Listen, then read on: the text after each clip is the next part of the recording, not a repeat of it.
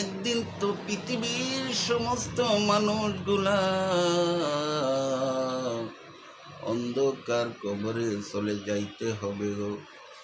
আর মানুষগুলা কেন এত বিশাল বাড়ি বানায়, গাড়ি বানায়? এগুলা তো মানুষের সাথে যাইবে না।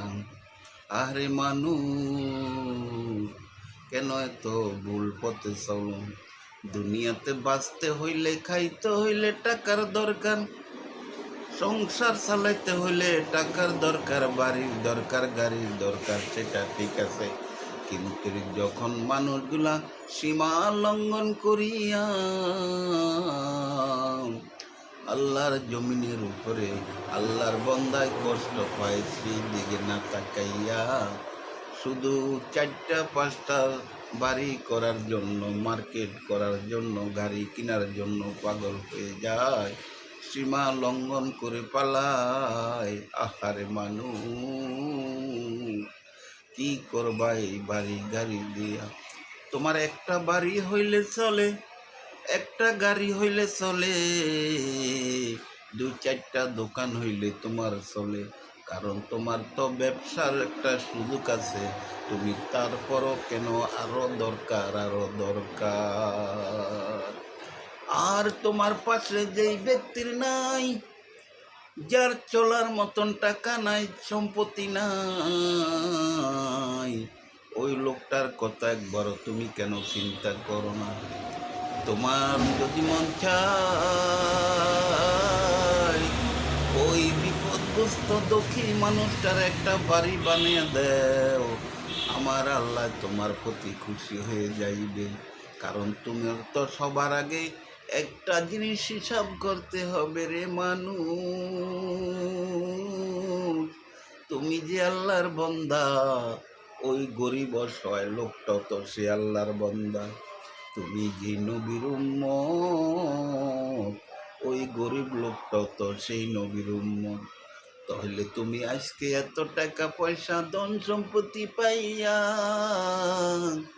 ওই গরিব দুঃখী অসহায় মানুষটার সাথে দুর্ব্যবহার করো, আর তুমি উল্টা হতুয়া দেও ওই লোকটা নাকি ভালো আছে।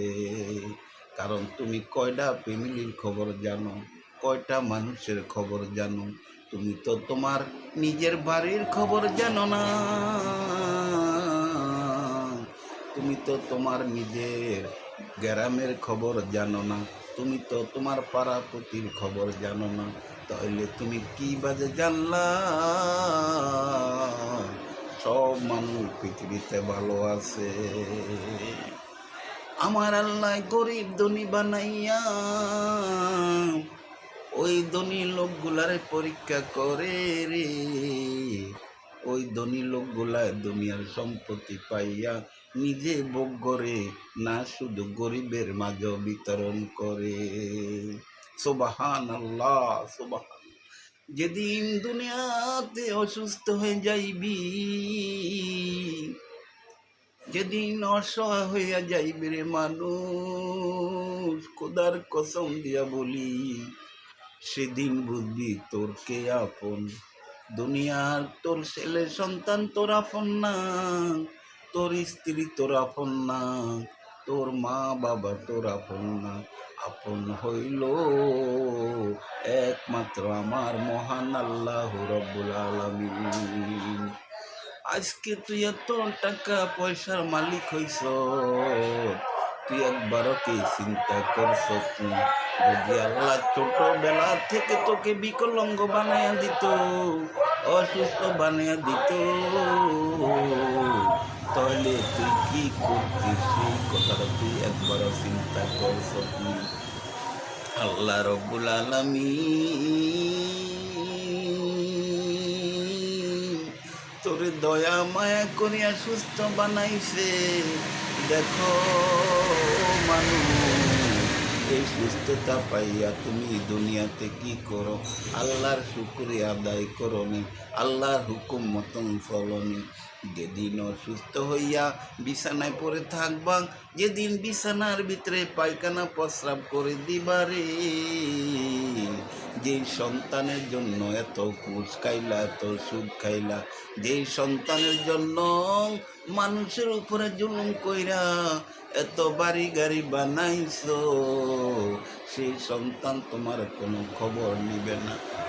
ওই বিছানায় শুইয়া শুইয়া যদি বলো, ও সন্তান আমাকে এক গ্লাস পানি দাও, আমার গলাটা শুকিয়ে গেছে, একদিন দিব, 2 দিনের বেলায় আর দিব না, 3 দিন দিব, 4 দিনের বেলায় আর দিব না, তোমার কতই শুনবে না।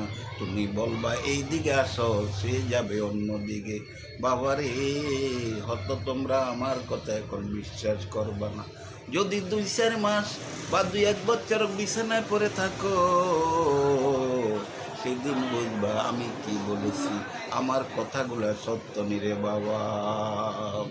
আজকে আমাদের আশেপাশে, আমাদের গ্রামের ভিতরে আমরা দেখতেছি এমন কতগুলা বয়স্ক মানুষ, এমন কতগুলা মুরব্বী মানুষ বিছানায় পড়িয়া কষ্ট পাইতেছে, তাদের খেদমত করার মতন কোনো লোক নাই। আহা, তাহলে কিসের বড়াই করো তুমি জোয়ান কালে, কিসের বড়াই করো তুমি যুবক বয়সে? কারণ তুমি তো এই বয়সে আজীবন কাটাইতে পারবা না। যখন তোমার বৃদ্ধকাল আইসা পড়ব, তখন তোমার রোগে শোগে আক্রান্ত হয়ে যাইব তোমার এই মাটির শরীরটা। সেদিন তুমি কি করবা? ওই দিনটার কথা মনে করিয়া দুনিয়াতে চলো রে মানুষ। আজকে আমার শরীরটার ভিতরে অনেক শক্তি আছে, অনেক শরীরটা দেখতে স্মার্ট দেখা যায়, আমাকে অনেক সুন্দর দেখা যায়। তোমার এই সৌন্দর্য আজীবন থাকবে না, তোমার এই স্মার্ট আজীবন থাকবে না, তোমার এই টাকা পয়সা আজীবন থাকবে না। সেদিনকার কথাটা একটু চিন্তা করো ও ভাই। ওই কথাগুলা যখন চিন্তা করবা, তখন তোমার মনের ভিতরে একটু হইলেও ভয় ঢুকবে। আর যদি তুমি দুনিয়া দুনিয়া দুনিয়া কইরা পাগল হয়ে যাও, তাহলে আল্লাহ তোমাকে আরো বাড়াইয়া দিবে। কারণ তুমি দুনিয়া চাইছো, আখেরাত চাও না। এই দুনিয়াটা তোমার জন্য 100 বছর বা 110 বছর হইতে পারে, তারপরে তুমি কোথায় যাইবা? আর ওই জান্নাত আর ওই জাহান্নাম, হাজার হাজার লক্ষ বছর যেখানে থাকতে হবে রে ভাই। ওই দিনকার কথাটা একটু দুনিয়াতে মনে করিয়া চলো। কারণ তুমি যদি দুনিয়ার লোভে নাফরমানি হয়ে যাও, তাহলে তোমার উপায় নাই, আমার উপায় নাই। কারণ এই দেশের আলেমেরা যারা হক্কানি আলেম, যারা তারা তোমাদেরকে দিনে রাইতে বয়ান করিয়া, তোমাদেরকে হাতে ধরিয়া পায়ে করিয়া বুঝায়। তোমরা কেন বুঝো না? তোমরা কেন বুঝো না? আহারে মানুষ, যদি দুনিয়াতে বুঝা চলো, তাহলে তোমার আখেরাত সহজ হয়ে যাবে।